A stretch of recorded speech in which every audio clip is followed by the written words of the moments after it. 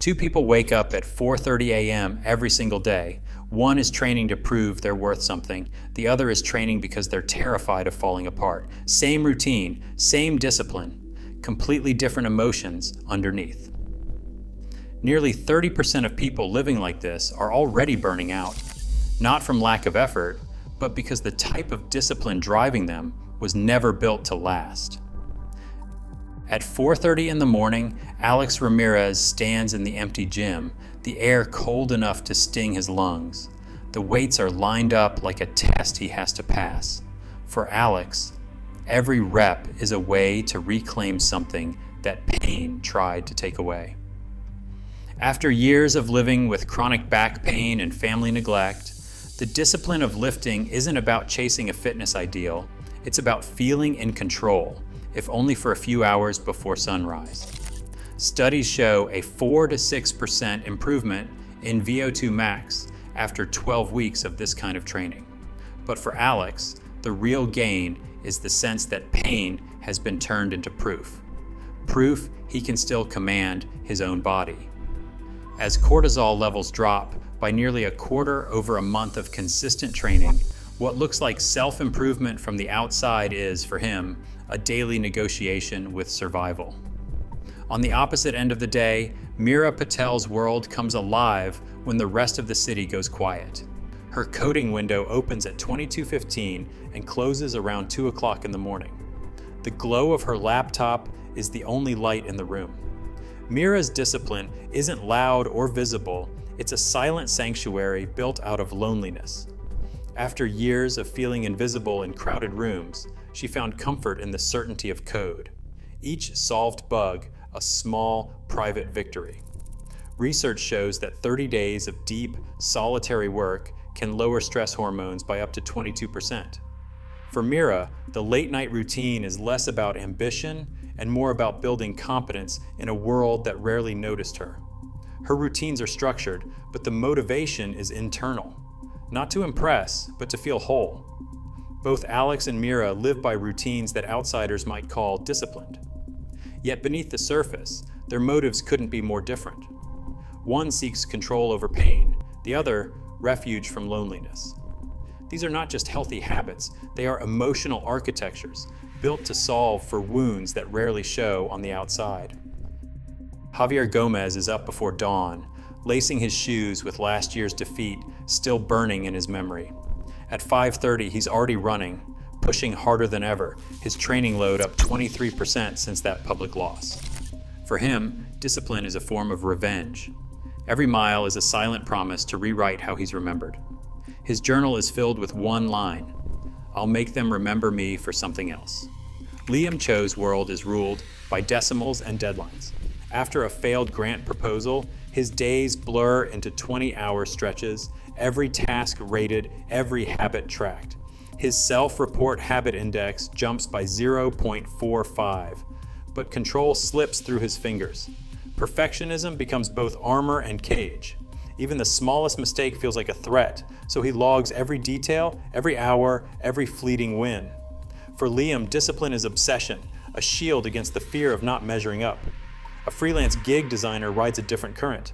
Her schedule bends to irregular app pings, sometimes logging habits for 77 days straight, sometimes fueled by 6 cups of coffee just to keep pace. Her routines are chaos, her brain's striatum firing 15% higher when patterns break. She thrives on unpredictability, but the cost is constant alertness, a nervous system always braced for the next ping. The scholarship student studies with a different urgency. Each session is a wager against slipping back into poverty. Her GPA rises by 0.3, pressure mounting with every page. For her, discipline is a bridge out of uncertainty, every repetition a quiet rebellion against the odds. Every disciplined routine, no matter how different on the surface, runs on the same invisible machinery, a loop of cue, routine, and reward. The trigger can be anything: the sting of old shame, a silent room, a phone alert at midnight. The brain, wired for pattern and payoff, latches on. Dopamine surges not just when the reward arrives, but in anticipation, when the cue appears, when the shoes are laced, when the cursor blinks on a blank screen. This is the engine that turns a single action into a habit, that pulls someone out of bed before sunrise or keeps them glued to a glowing monitor until dawn. Research shows nearly half of people, 48%, never reach true habit automaticity, even after 66 days of repetition. For the rest, the loop can become self-sustaining, a wheel, spins with less conscious effort each time. But the driver behind that wheel is never neutral. For one person, the cue is pain. For another, it's the fear of being forgotten. Some chase the reward of feeling strong, others settle for the relief of not feeling weak. The same loop, different fuel. What looks like discipline often hides a complex negotiation between craving and relief. The science is clear. Habit is less about raw willpower and more about how the brain learns to expect a certain feeling at the end of effort. Whether it's a gym session, a study sprint, or a late-night gig, the architecture is the same. The real question is not how strong your routine is, but what emotional engine keeps it running. Discipline is often praised for its strength, but strength without flexibility can turn brittle.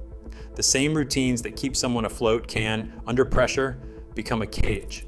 In psychology labs and athlete monitoring studies, a drop below 6 hours of sleep for just 1 week is enough to start eroding emotional regulation. Heart rate variability, a measure of the body's resilience to stress, can fall by 15% before most people notice anything is wrong. Resting heart rate creeps up 5 beats per minute, then 10. These are not just numbers. They are the body's way of warning that what once felt like control is now edging toward breakdown. Imagine a spectrum, a green to red meter, where daily habits slide from adaptive to rigid. On the green side, discipline adapts to setbacks, bends around life's curveballs, and allows for rest. But as routines harden, the meter shifts. Sleep shrinks, mistakes multiply, and even small deviations trigger anxiety.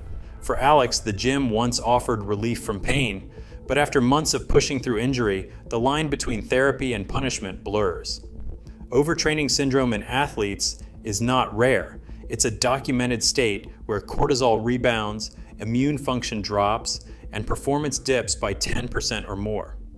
The brain, once balanced by healthy repetition, starts to loop on self-critique and rumination. Psychological inflexibility, measured by a rise in scores on the AAQ, predicts burnout and depression long before the body fully breaks down.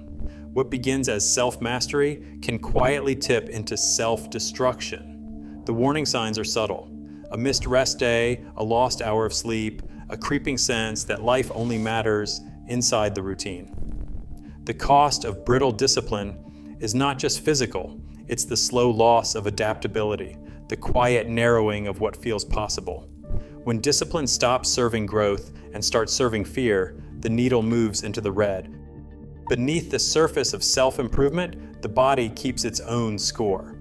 Nearly 29% of young adults meet clinical criteria for burnout, according to global surveys using the Maslow Burnout Inventory.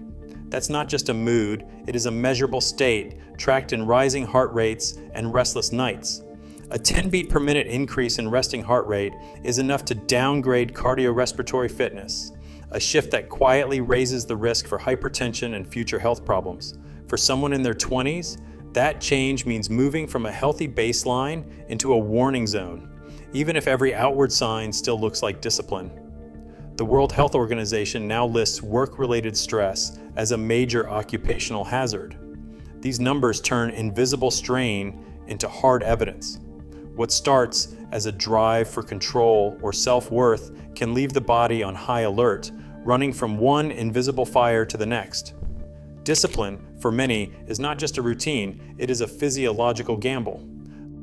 Late at night, a phone buzzes on a bedside table, one of up to 90 notifications the average user receives each day. For gig workers, a single alert can mean a surge of work or a missed opportunity. Social media platforms schedule their most tempting pushes between 9 p.m. and midnight, just as most people should be winding down. Each ping is a reminder that someone else is hustling, achieving, winning, while you're just trying to rest. Studies show that every extra nighttime notification trims nearly 7 minutes off sleep, adding up to 1.3 hours of debt each week. Comparison anxiety spikes as curated highlight reels scroll past, and the pressure to keep up becomes a quiet competition with thousands of invisible rivals. The result is a culture where discipline isn't just self-imposed, it's constantly amplified by algorithms designed to keep us striving, scrolling, and awake long after we should have let go. Right now, nearly 1 in 3 young adults risks burning out in the chase for self-control. Discipline can build us or quietly undo us, depending on what is driving it. The real challenge is not discipline itself, but knowing which part of us it is protecting.